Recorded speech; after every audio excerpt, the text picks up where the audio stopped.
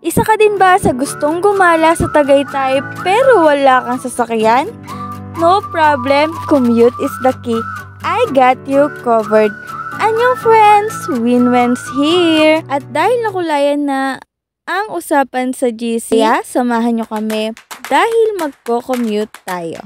If from QC kayo, pwede kayong mag-carousel to PITX at sa PITX may bus na papunta ng Tagaytay. At dahil along the highway lang naman ang aming pag-i-stayan, dun na kami bumaba sa mismong tapat.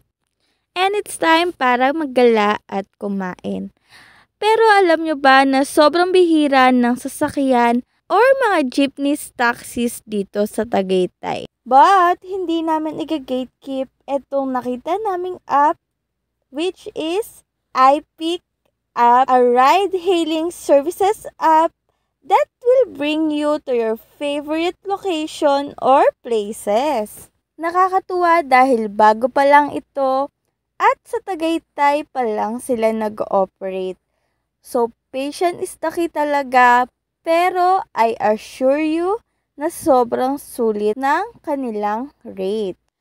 I really love how hassle-free our ride or booking experience with iPick. Now we are riding in comfort, exploring Tagaytay, stress-free lalo na sobrang init ngayon, and without spending too much. Kaya kung commuter ka din katulad namin at namomroblema lagi kung paano nga ba pupunta sa iba't ibang itineraries dito sa Tagaytay, ito na yung sign mo para planuhin yung perfect getaway with your friends. Don't forget to download iPick for your hassle-free ride. Annyeong!